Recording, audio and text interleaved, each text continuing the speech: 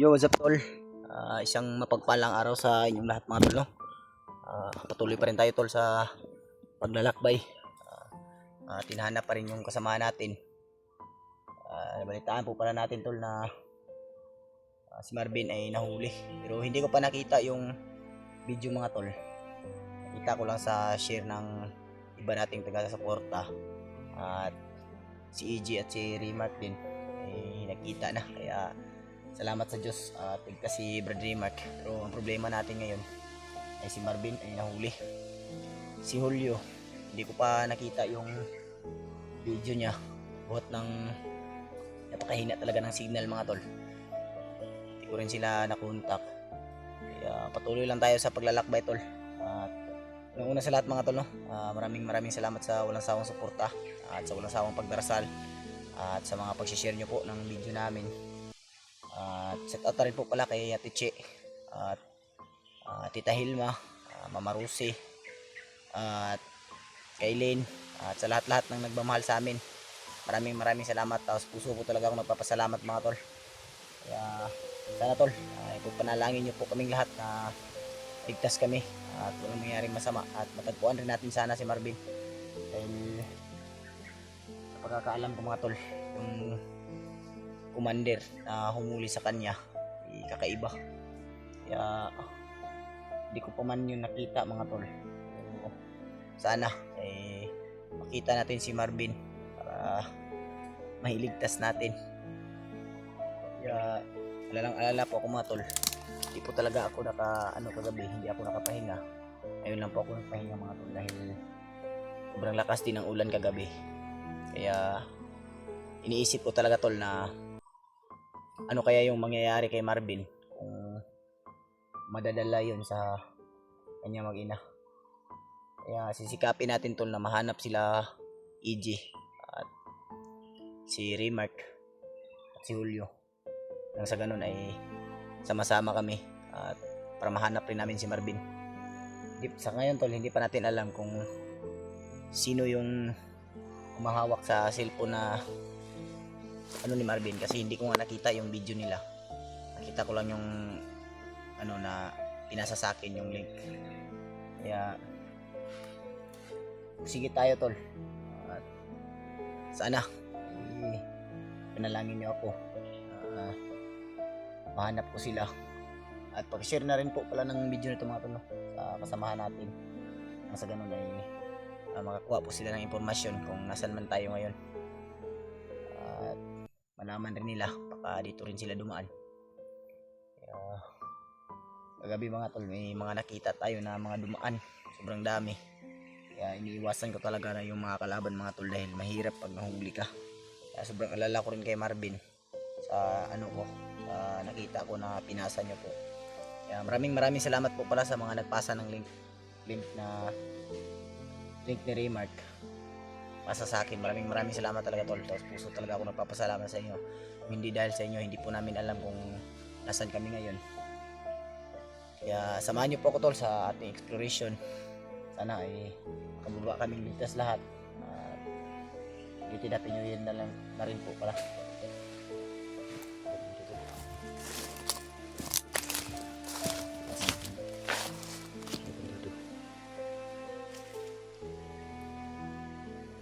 Talaga yung mahirap mga tol. Lalo na nagpapahinga ka tapos may biglang darating. Mahirap talaga. Umutol ng sagi.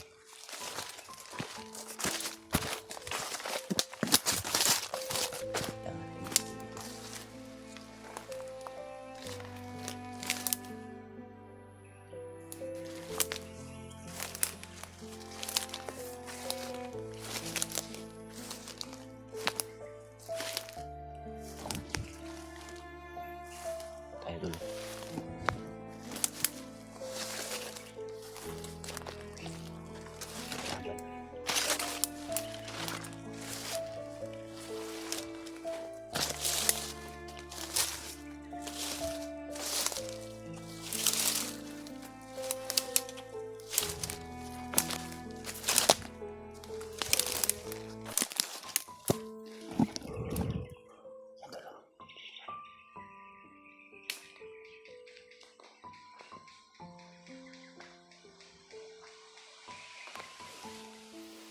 Babantay siya. Kailangan natin mapatayan tol para makadaan tayo. Kailangan natin makadaan dito. Saka yun tol, wala pa tayong impormasyon na nakukuha. Kailangan ko rin na matignan yung ano ni Julio, yung video ni Julio, kasi hindi ko alam kung ano na yung nangyayari. Ano lang po, sinsya na po pala kayo tol kung hindi ko po natignan lahat ng mga messages sa akin, kasi sobrang hina po talaga ng signal.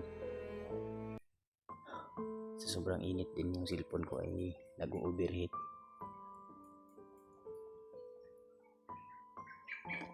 Kailangan natin mapatay tol.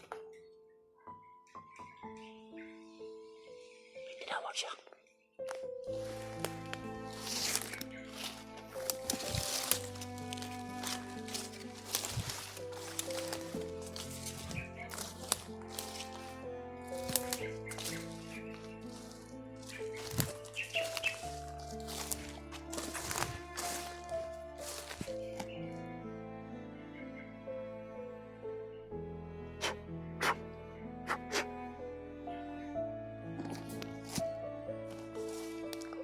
Nagkulilong tayo tol.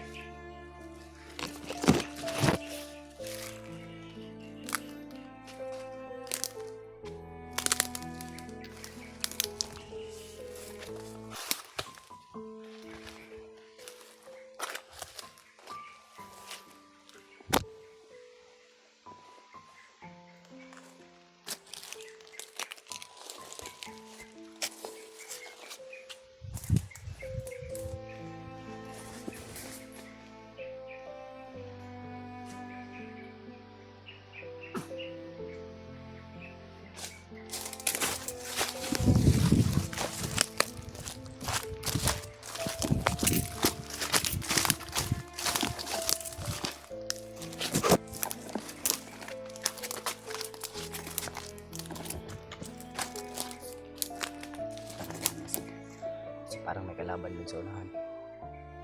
Yung banda oh.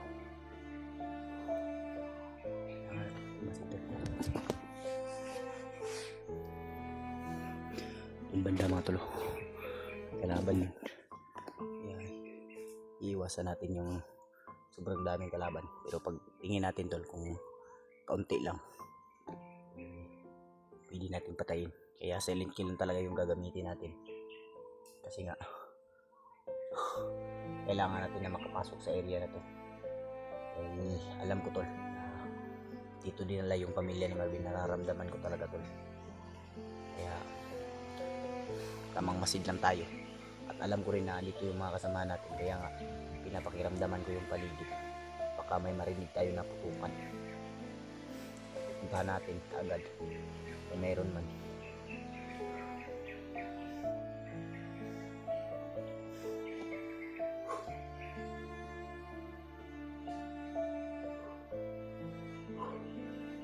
Tingnan natin yung paligid.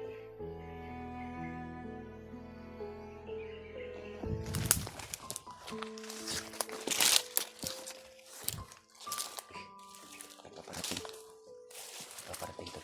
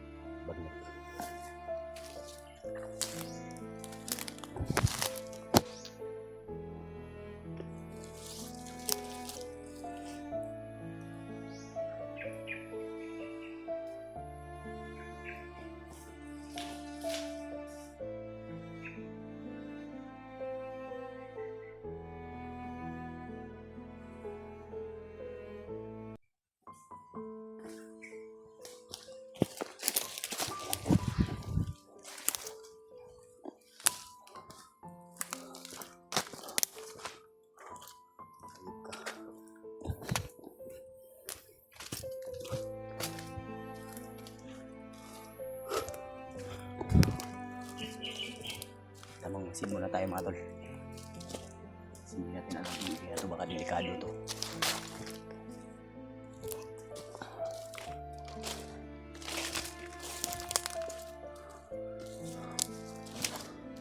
Baka dito yung commander na umuli kay Marvin.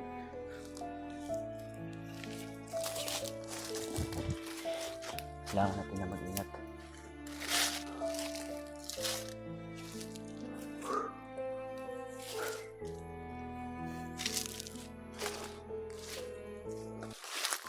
Ulap to talaga sa pinaapakan natin mga tol. Kasi sobrang delikado. Pero parang may ano dun banda. May kalaban na naman. Kaya tamang masiguro tayo. Alam natin yung mga nangyayari ba. Hindi tayo magpapaputok na yung baril natin. Sinsya na po pala kayo kung wala akong baril na dala mga tol. Kasi nga yung baril ko ay nasira. Kailangan ipaayos. Tapos alam niyo naman na wala pa tayong sahod mga tol. Dahil bago pa yung channel natin. Kaya sunod na lang yun. Kapag gusto ko mangagaw ng baril kasi. Gusto ko kasi maagaw ng baril. Wala namang magasin mga tol. Iniiwasan ko rin na magpaputok. Kaya sana tol, ay maintindihan nyo po ako kung bakit gano'n.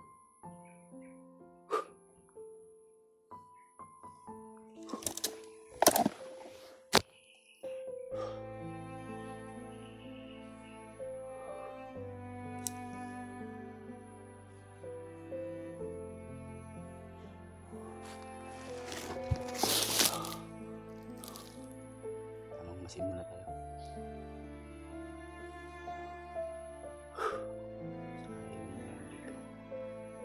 Kasamahan natin. Share po ng video na ito mga tol. Share nyo po sa kasamahan ko mga tol.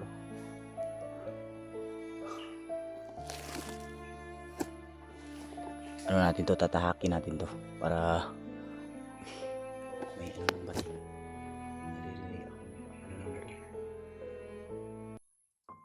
Parang may kalaban sa malapit.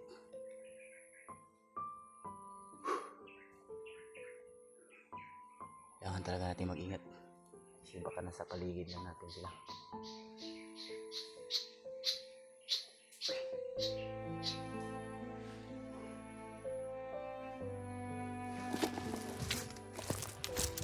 Pagdating, nakaparting na. Nakaparting.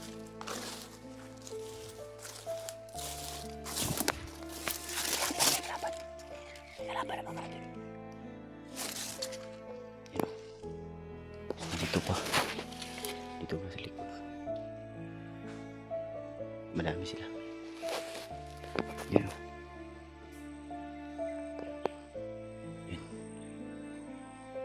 Yun o. Dito pa